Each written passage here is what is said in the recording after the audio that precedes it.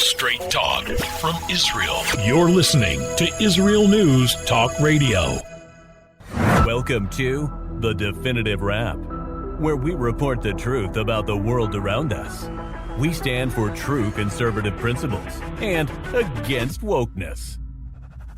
The Definitive Wrap, where we respect people of faith, the men and women in uniform who serve with pride, and our support for Israel. And now, your hosts, Bela Sebro, she's the nice one, and Alan Skorsky. He's not so nice. But together, they are The Definitive Wrap. Hey, Israel News Talk Radio, it's great to be back. We missed you over Yontif, and now with Israel and Chutz La'aretz having different days of Yontif, this week and next we'll be on different schedules. Anyhow, I don't know what pains me more, calling out Jewish groups for their failures to do their jobs, or the fact that I have to call them out for abdicating their responsibilities. Today, we have one of my favorite people in the whole world, Professor Thane Rosenbaum, whom Bela will properly introduce during the first segment of the show. He's a self-identified Democrat, a liberal, not to be confused as a progressive, who is so incredibly and passionately pro-Israel and calls out powerful Jews who don't speak out forcefully against anti-Semitism. He's one of the nicest guys you will ever meet, and will be joining us shortly to discuss the failures of the ADL to effectively call out the meteoric rise of anti-Semitism from the left. Because it's just so much easier for the ADL to focus exclusively on white supremacy. You know, Alan, throughout history, there have been isolated cases where our own people did not do enough to protect us or speak out against atrocities. At times, it was the fear factor, and other times it was about agenda. And the reason really doesn't matter. We expect that anti-Semites will disparage us and do whatever they can to hurt us when they feel inclined to do so. But we expect better from our own fellow brothers and sisters. Today's show will bring this issue to the forefront in the hopes that it will raise awareness and perhaps bring about the correct change so that the right things will be done. We want the ADL, whose mission from its inception was to speak out on behalf of Jews and to do so in the present time when we need them so much. Stay tuned for the interview and fascinating commentary with Professor Thane Rosenbaum.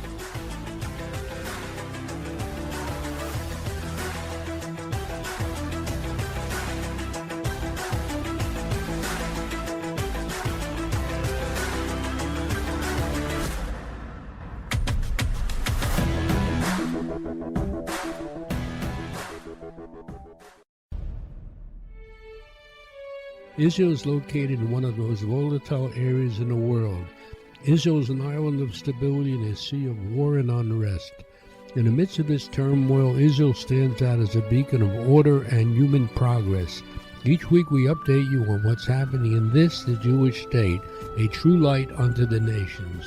This is Jay Shapiro. Join me every Thursday on Israel News Talk Radio.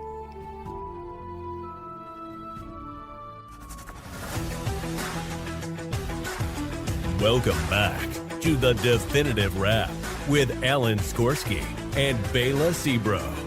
Welcome back, Israel News Talk Radio, and let's begin. As we just finished Rosh Hashanah and Yom Kippur, the period when our rabbis and teachers emphasize that it's time to better ourselves while asking forgiveness from those we may have harmed over the past year, the CEO of the ADL, Jonathan Greenblatt, who reportedly earns $700,000 a year to do one job, and that is expose and combat anti-Semitism, this year took it upon himself to redefine teshuvah. He didn't ask his fellow Jews for forgiveness. This year, he chose to ask for forgiveness from the Muslim community because in 2010, Abe Foxman stood in opposition to building an Islamic Center and Mosque in the shadows of Ground Zero out of sensitivity to the families and victims of 9/11. Today's guest, whom Bela will introduce shortly, is the very distinguished Professor Thane Rosenbaum, who in 2010 wrote a column titled Ground Zero Mosque and the Freedom from Pain, where he stood with the ADL's Abe Foxman, who, while supporting the rights of Muslims to build mosques, stood with the families of 9/11 who viewed Ground Zero as hallowed ground. Let's put aside just for the moment what motivated Greenblatt to issue an apology at this time in history, and let's put aside that one of the directors behind the mosque was an imam named Fidel Abdul Rauf Khan, who blamed U.S. policies for inspiring the radicals behind the attack. But ever since Greenblatt took over the ADL, he has moved the organization further left, often ignoring Palestinian-inspired and left-wing anti-Semitism. That one must ask, has the ADL gone from combating anti-Semitism to koshering anti-Semitism? In today's show, we will discuss this and other glaring examples of ADL's historic left-wing bias and of Greenblatt's malpractice in combating anti-Semitism, the single responsibility of his organization. Bela? Thank you, Alan. The ADL, Anti-Defamation League, has been known since 1913 as an organization that fights hate. In fact, their slogan is fighting hate for good. All hate of all groups. The ADL claims to fight hate in every group so that no one group or person suffers from prejudice, hate, or discrimination of any kind. And that's great. Society needs an organization committed to that cause. Humanity needs that. But for all groups to feel confident that such an organization is doing the work of its mission statement, it needs to also walk the talk, not just talk the talk. Because anybody can talk. The question is, does the ADL walk the talk? I have no problem with how much money and annual salary the CEO of the ADL earns if he's doing the job of the organization's mission. I care whether Jonathan Greenblatt is fighting hate for the Jews too. Are the Jews part of the group of society and humanity that the ADL is fighting for too? Are the Jews actually part of their mission statement for all groups to be able to participate fully in all aspects of American life, free from harassment based on anti-Semitism? We at the Definitive Rap will leave that to our audience as we hear from our prominent and illustrious guest, Thane Rosenbaum, Distinguished University Professor of Truro College, Creative Director at Forum on Life, Culture, and Society, Legal Analyst at CBS News Radio, Columnist for the Jewish Journal of Los Angeles, Contributor at Newsmax, Legal and Middle East Analyst, and Contributing Writer for the White Rose Magazine. Professor, Shana Tova, and welcome to the Definitive Rap. Thank you, Bela. Thank you so much, Alan. I always enjoy appearing on your show. Professor, I don't think that there are many out there who know as much about the ADL and why there is so much skepticism about the organization with regard to their allegiance or lack of therein to Jews. They don't know as much as you do. So please enlighten us. We want to know if the ADL cares about the Jews, and what, if anything, have they done to prove otherwise? Well, thank you. Let me just start with this disclaimer, which I think is important. When Abe Foxman stepped down, I was actually considered to be one of those who would replace him. I read about that, yes. I applied, and I was asked to apply. I applied and was considered, but frankly did not go very far. So I want to make that clear as a disclaimer. Secondly, I want to say that I consider Jonathan Greenblatt a friend of mine. He and I have had lunch a few times, and I, in May, actually wrote him a note thanking him for a position that he did take in connection with the Gaza war and the unfair criticism of Israel in its defense against Hamas rockets, and the blame that was often associated with American Jews and European Jews. As we know, Jews were attacked on the streets in the United States, and I was grateful, frankly, that Jonathan spoke out on that. So I just want to start with that disclaimer. I think it's also important to keep in mind what you said, Bela, is true, but it's not just an anti-hate group. It may have become an anti-hate group. Let's remember that this organization, the Anti-Defamation League, was founded on the principle of defamation against the Jewish people. That's how it started. It may have transformed itself, especially during Jonathan's era. I can be wrong. I'm often wrong, so I could be wrong. But I think that I'm right in stating that I think a few years ago, they actually officially changed the mission statement to shift officially away from purely Jewish and generalized hate to just generalized hate. I could be wrong, but I have a memory of that. So that's important to remember that a change was made, and it wasn't really made by him per se, because I can tell you as someone who was considered for that position, frankly, why I wasn't considered very seriously is I was too Jewish for them.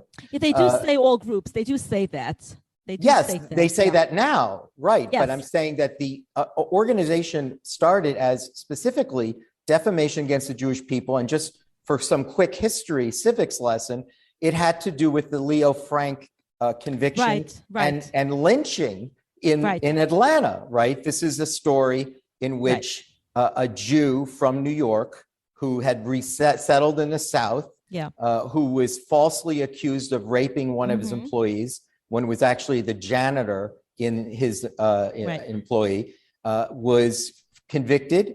And then when the governor was about to commute the sentence, he was taken out of the prison and lynched. Right. And this was so shocking that a Jew would be lynched in the South that B'nai B'rith created the Anti-Defamation League. So I think it's important for your audience in the definitive wrap to know that its at least origins was entirely about Jews and about bigotry and racial and religious hatred of Jews. And yes, justice and fairness for all people. It has since, especially during this new Greenblatt era, really focused generally on what I would argue are truly progressive causes. Remember, Jonathan was not a Jewish leader in any way, had not written about Jewish issues, had not spoken about Jewish issues. In fact, I would say one of the reasons no one took me seriously enough is because I wrote so much about Jewish issues and spoke so much about Jewish issues. And the board— You're the expert, as I said before. Yes. Well, but the board wasn't really interested in that. They, I think, believed there was a shift. You know, this is very important to think about for Jews in the United States. You know, you can blame the organization head, or you could say, no, if you have a problem with the ADL, the problem is with the board. The board decided unilaterally, without regard to the history of the organization, that it should be a much more generalized anti-hate group. And early on, their focus on transgender bathrooms, transgender rights. I think it was surprising to a number of Jews to go, why is the ADL fixated on the transgender? Why does that seem to be their fixation? Well, it had a lot to do with the board's interest in being a more progressive entity politically. Jonathan, again, did not come out of a Jewish leadership position or a Jewish academic or journalism, or again, that was just, he worked in the Clinton and Obama administrations. He had been an entrepreneur in Silicon Valley. And I knew when I was interviewing for the job, they looked at me as, sort of a carbon copy of Abe Foxman. They were looking for something else. They were looking for something that established more of the progressive gravitas of the organization. And they wanted someone who was more entrepreneurial, not a writer or a thinker or an intellectual, but a businessman. I remember during the interview at one point, one of the persons literally said to me, your resume does not scream CEO. I remember that. Your resume does not scream. And I said, yes, exactly. Why is that? Why in the world would you want that? You can always hire someone to be the COO of an organization. What you need is moral leadership and political leadership, especially with respect to anti-Semitism around the world. But that's not what they saw when they saw, they saw a Jewish intellectual, and that's not what they wanted. And they also wanted someone with strong connections to the Democratic Party, and Jonathan clearly had that. Again, if Hillary Clinton had been elected president, I have a feeling that Jonathan might have even left the ADL to go work in a high-level position in that administration. So when you see criticism of Jonathan and the ADL, certainly of Donald Trump or some of Donald Trump's appointments, the ADL was opposed to the nomination of Brett Kavanaugh to the Supreme Court. That was very surprising that the ADL would weigh in and say that a nominated Supreme Court justice was an extremist. That was unusual. That's something that never would have happened in prior years. And, even Mike Pompeo, the Secretary of State, who many believe, and I certainly believe, may have been, along with George Shultz in the Reagan administration, the most pro-Israel Secretary of State in Israel's history with the State Department. Professor, the music is coming on. Don't go away, and we'll be right back. The Tamar Yona Show. Tamar? She's sassy. She's smart. She's funny. But she's also a real Jewish mother. Hi, everybody. I'm Tamar Yona. And yes, I can be all of those things, but at Israel News Talk Radio, I'm here to bring you the news stories and guests that you may not hear anywhere else. Join me live on air Sundays, Mondays, and Tuesdays for the most unique and bold talk radio in Israel. The Tamar Yona Show. Shalom, I'm Leah Aharoni. Join me on my show, News from the Torah. Each Sunday, we'll use the weekly Torah portion as a prism for understanding the news today. Listen to News from the Torah to gain clarity about the times we're living in and to understand your own spiritual path in the process. News from the Torah every Sunday on Israel News Talk Radio. Welcome back to the Definitive Wrap with Alan Skorsky and Bela Sebro. And welcome back, everyone. We are joined today by distinguished professor and legal analyst at CBS News Radio, Thane Rosenbaum. Professor, before the break, you were talking about how the ADL was stepping out of its lane, if you will, and getting involved with the Kavanaugh vote for the Supreme Court, as well as getting involved with the nomination of Mike Pompeo for the Secretary of State position. Please continue. Remember, Pompeo visited a Jewish settlement in the West Bank. That was unbelievable. No government officials ever done that, and a Secretary of State did. I happen to know one of the leading donors of that settlement, Simon Fallick, and I was, he had sent me the photo of greeting Pompeo outside of this when he entered the West Bank. So again, to have been critical of Pompeo itself was, again, a very partisan position that the ADL usually did not, look, we're seeing this. We're seeing in Congress, we used to always believe in bipartisan support of Israel, and that seems to have been lost.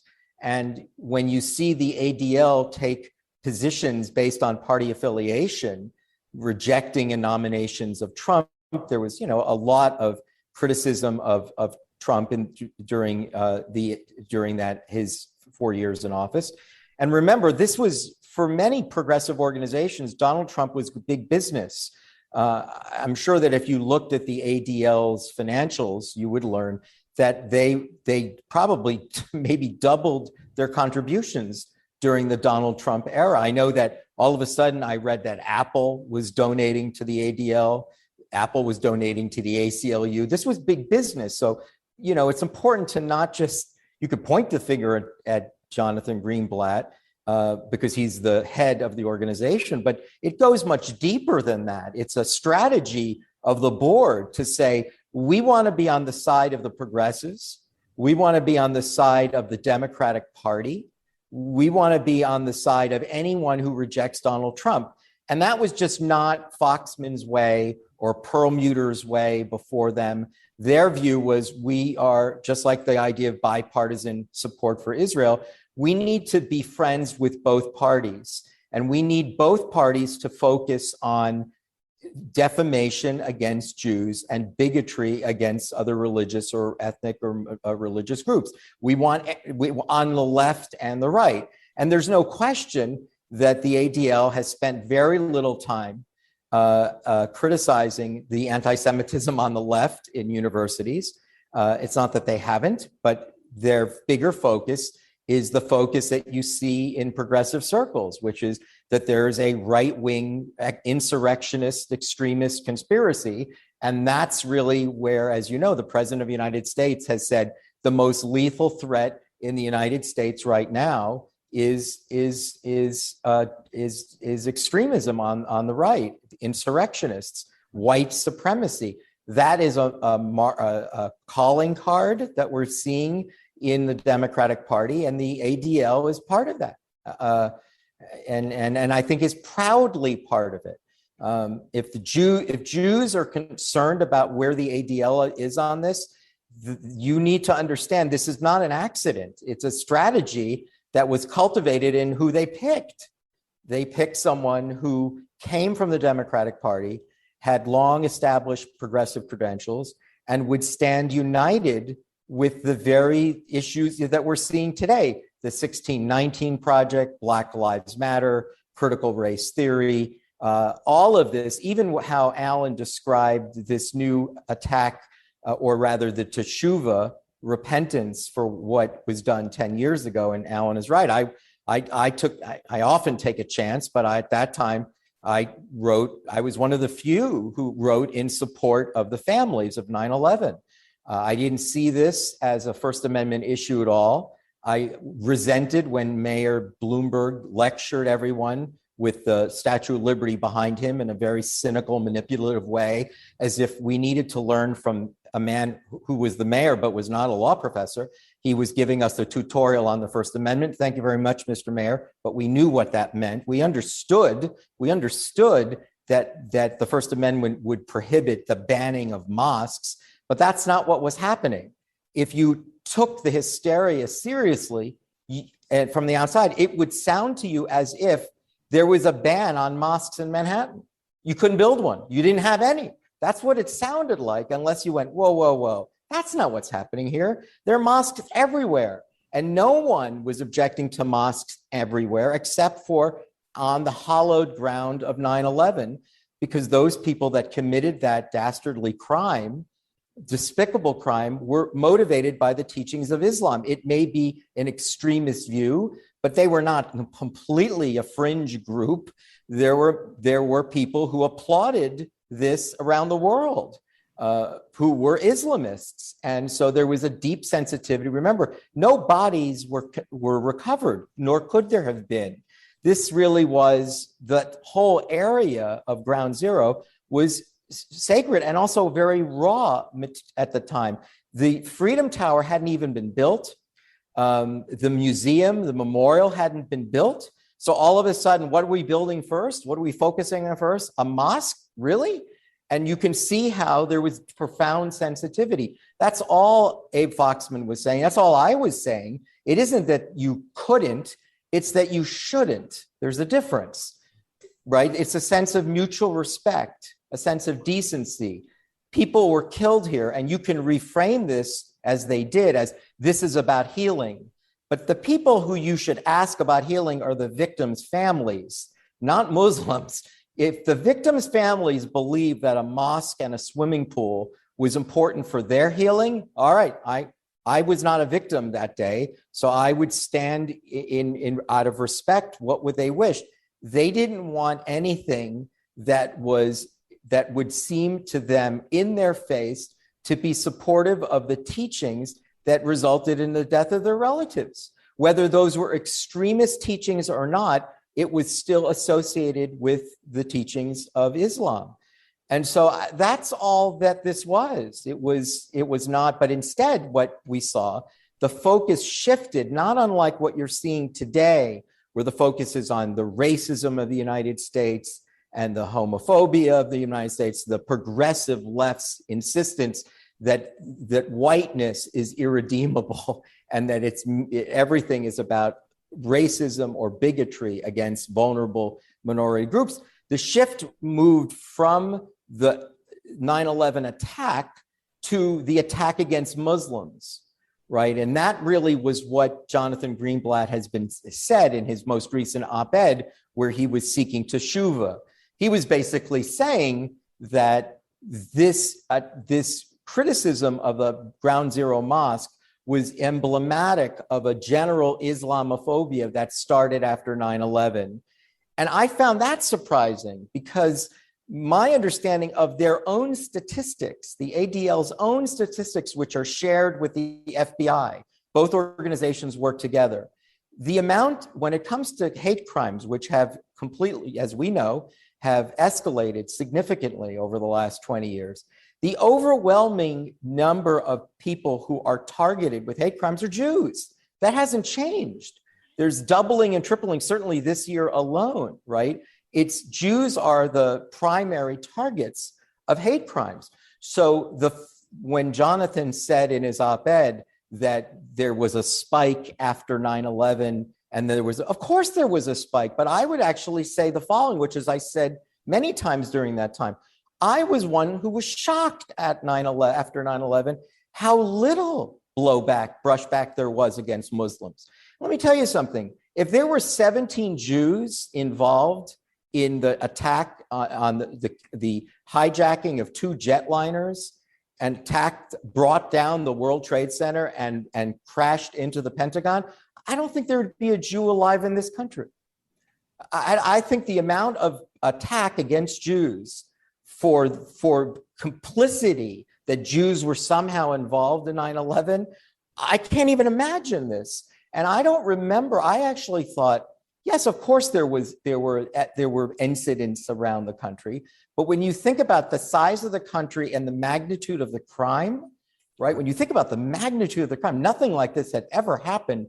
And this happened by not just Muslims, but Islamists, right? Avowed Muslims who believed that the teachings of the Quran told them that this is what needs to happen to the infidels.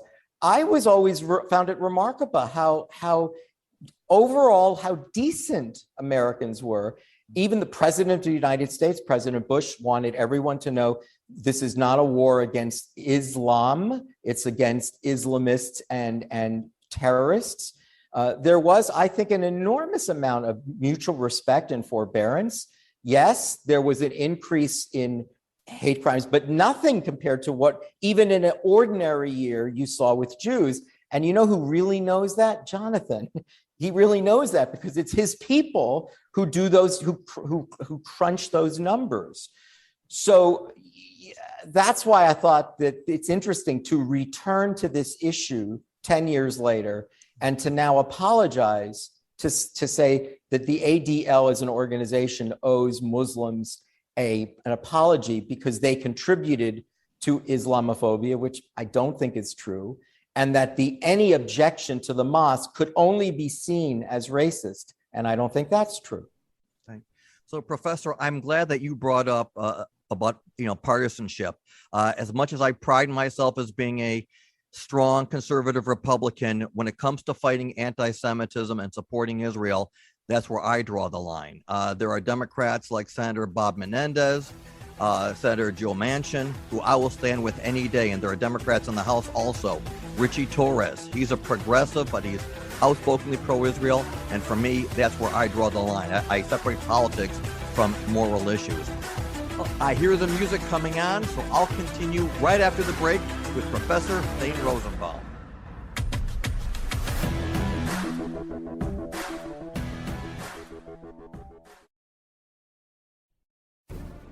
In a time where feelings have become fact, where rational thought and common sense has disappeared, one man stands above it all. I'm Howie Sobiker, your political hitman. Political Hitman airs every Tuesday at 11:59 p.m. North American time, 7 a.m. Israeli time, only on Israel News Talk Radio. Are you interested in transforming your life, drawing closer to the Creator, and uncovering the deeper meanings and hidden treasures in the Hebrew Bible? Then join me, Rav Yitzhak Michelson, and me, William Hall, on the Science of Kabbalah, where we are seeking to narrow the gap between what we understand of our physical and spiritual worlds. So make sure to tune in every Tuesday at 5 p.m. Israel time, 10 a.m. Eastern Standard Time, here on Israel News Talk Radio. We're back with Alan and Bela on the Definitive Rap Radio Show. And welcome back to our last segment of the show with very special guest, Professor Thane Rosenbaum, contributor to Newsmax and frequent guest on CBS News Radio. Just before the break, Professor, I was getting started to talk about the ADL under Abe Foxman because he was considered more moderate than Greenblatt. And back when Obama was president, he wanted Jewish organizations to sign a unity pledge to not criticize Barack Obama. I believe in 2011, Norman Podhoretz, and I'm paraphrasing, it said that Foxman seems to find an anti-Semite under the bed of every conservative. And then I think it was in 2013 where Foxman gave a speech on Yom HaShoah titled "What If." What if more Christians had stood up against Nazism? What if more righteous Gentiles? And I'm thinking to myself, people like Glenn Beck, people like Rush Limbaugh, Sean Hannity, who command over 30, 40 million listeners, TV, radio, who are the most outspoken supporters of Israel. And they will call out any Republican who goes against Israel. And yet he compared Glenn Beck to Father Coughlin. To me, it scares the heck out of me to see where the ADL is going, because every time there's an anti-Semitic attack, people go, where's the ADL? As if we're relying on them to stand up for us. Why aren't we doing it ourselves? But that the ADL has become completely unreliable. And as you pointed out, Greenblatt is part of the Democrat machine. Right. Again, party affiliation seems to be important. And also a kind of, again, what we're seeing, a rejection of conservatism. Right, that if it's considered conservative, either a political leader or a judicial appointment, there's something wrong with it. It's, again, morally beyond the pale. That's really the kind of term of art we're hearing in political discourse, right? That if it's conservative, it's racist, it's homophobic, it is, it's about white supremacy. I'm not sure that's exactly what the ADL is saying, but it does seem that the basic presumption is that the Democratic Party speaks with the moral authority of human rights and anti-bigotry, and that conservatives don't or can't. And I think you're right. I mean, you're right to point out that Abe Foxman was not considered ideal for a number of people politically. This issue about Christianity, I remember he was very opposed to, was it Mormons, or who was it that would rename souls for the Jewish dead? Wasn't there some issue about the renaming of souls? Or I remember it now. There was something like that, So Abe, took a very strong position, and you could argue, well, the evangelicals are Israel's best friend.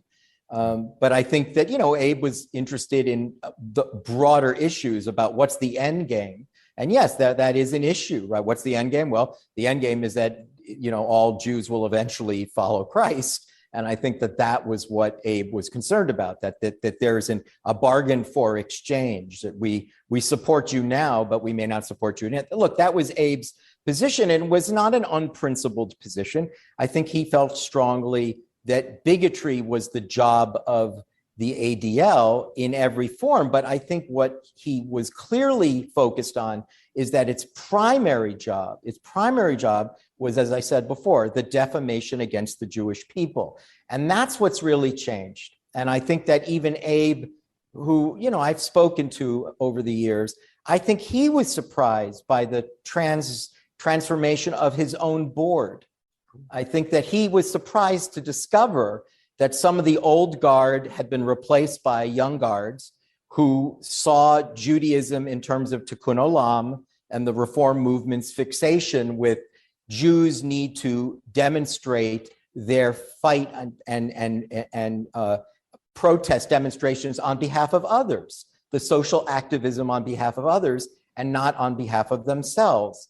And in fact, to demonstrate their moral superiority, to say, I think I've said this on your show before, look at us. We're not even supporting our own people. We would even criticize our own people. Doesn't that make us morally superior? Look at us. Look at us. That is, we're seeing that in a lot of these progressive Jewish organizations. There's the Jewish Democratic Council of America. Haley Sofer. Haley Sofer, who, again, I know, I like her. She and I done an event together, interviewed her on a television program once. But I don't agree with what she's done. And I don't agree with the positions of her organization. HIAS, right? HIAS is a really good example of like a powder keg. On the one hand, it and the Joint are primarily responsible for bringing Holocaust survivors to the United States after the liberation of Auschwitz and the creation of the displaced persons camp. But over time, as Jews resettled, HIAS is now, involved in, the southern border. I can assure you, everywhere the Afghan refugees that are now coming, the Haitian refugees, HIAS at this moment, as I'm saying it, I can assure you, they're involved politically in trying to bring in as many people as possible, none of whom are Jews, right? That's not the issue. That's not the objective of the organization anymore. And I have to say, again, just to show you how they're labeled, the person who killed, I forgot how many Jews at the Tree of Life synagogue in Pittsburgh, he specifically singled out HIAS as if he was blaming the Jews. He was saying, here's why I'm killing Jews in a synagogue on Shabbat, because they're the ones that, right, even during the Charlottesville marching, when they said Jews will not replace us, they meant probably not necessarily talking about HIAS, but they were talking about their perception that Jews are so in favor of immigration that they will bring in anyone to replace Americans who are second, third generation, who they perceive to be real Americans, as opposed to immigrants. And the Jews, the cosmopolitan Jews, a very long-standing criticism of Jews, the cosmopolitan Jews are the ones that are responsible for immigration that results in losing jobs among Americans who were born here. So again, the ADL is not alone at all. There are a number of progressive organizations that are avowedly Jewish per se. They have Jewish in their title, but they're involved in what's clearly a partisan, divisive argument we are seeing the polarization broadly in the United States, and we're seeing certain Jewish progressive organizations lining up squarely. Here's the irony. The irony was, my memory here, Bela and Alan, is, and again, I could be wrong, but you could look it up. My memory was a couple years ago, a number of progressive groups, this is the irony of Jewish people, Jews who believe that if you just show that you care about other people, they'll care about you. Right. That's incredibly naive. It's belied by Jewish history and world history. It's never worked. Jews that fought not a given. What? It's never worked. Jews that received medals fighting for Germany in World War I were in the gas chambers with everyone else. Nothing changed. You could win a medal from the Kaiser Wilhelm, and Nazism still wanted you to be killed, gassed, and cremated. 2 years ago, if I'm not mistaken, 60 organizations, progressive organizations, wrote a letter saying that the ADL should be kicked out of the progressive rainbow because it had a history of what we just said now. Foxman and the Ground Zero Mosque. By the way, it wasn't even a mosque, just to be clear. It was a recreation center that had a mosque in it. Right. So it wasn't even what they said it was. It was like I remember, some people derisively use the word, you mean the Ground Zero Muslim swimming pool that also had a basketball court and had a mosque associated. The model was like the JCC, right? That was its model, or the 92nd Street Y. So I just think that there's an irony. It didn't get a lot of attention. Again, I could be wrong, but people can easily discover this, that a number of progressive organizations basically spit in the face of Jonathan Greenblatt and said, you can stand on your head and talk about transgender bathrooms and how you're challenging homophobia and racism and Islamophobia. We still treat you as white privileged colonial settlers who are benefiting from your whiteness, and that you have a long-standing history of taking positions that don't benefit people of color. Again, I don't think it received much attention. It should have, but it demonstrated this long-standing truth, which is it always blows up in the face of Jews when they believe that they can demonstrate their moral superiority by criticizing their own people or the state of Israel in order to win favor of other minority groups that say, wow, look at you, you're standing with us even against your own people. It doesn't hold. And you know what's a really good example of that? It has nothing to do with the ADL. It has to do with what happened during the Gaza war when Jews were being killed, beaten in the streets of Los Angeles and Seattle and Miami, and of course on Times Square and the Diamond District. I don't remember one leader of the Black Lives Matter movement saying a word in support of Jews. I could be wrong. I'm often wrong. But if any of your viewers knows of anyone who was an official with the Black Lives Matter movement or the Squad, right? I don't remember them saying, we stand with Jews. Right. In this moment of time, we stand with Jews just like they stood with us. Now, let me just tell you who did speak like that. Martin Luther King, right. Bayard Rustin in the 1960s. That connection was very deep between Rabbi Heschel and Martin Luther King. When they linked arms, they knew what it meant. Martin Luther King was a Zionist. He would be very surprised if he heard what comes out of the Black Lives Matter movement about Israel. Right. Or Professor, we've got about 15 seconds left. Okay. Okay, Bailey, go ahead. We have tons of other questions, but sorry, I should have talked right now. No, you're great. You're great. Thank you, Thane Rosenbaum, and thank you, Israel News Talk Radio. Bela and I wish all of you a great rest of the Chag.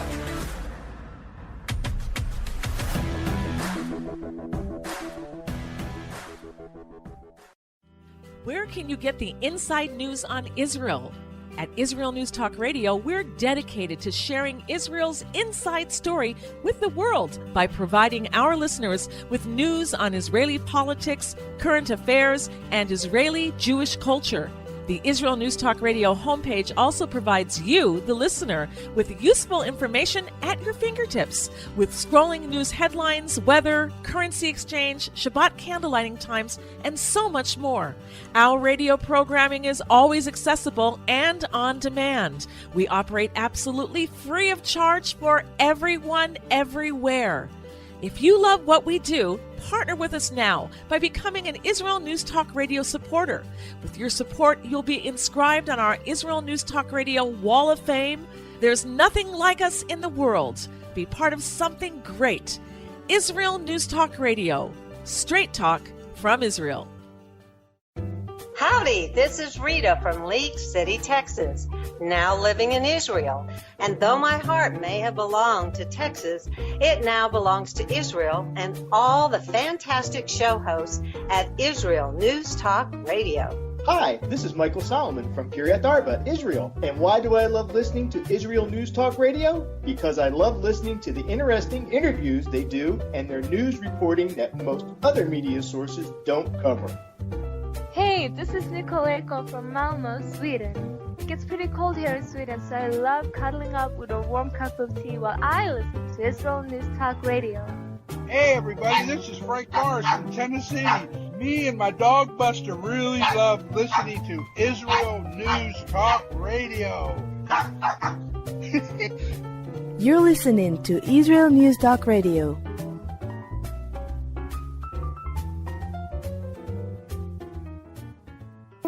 News, opinion, and more.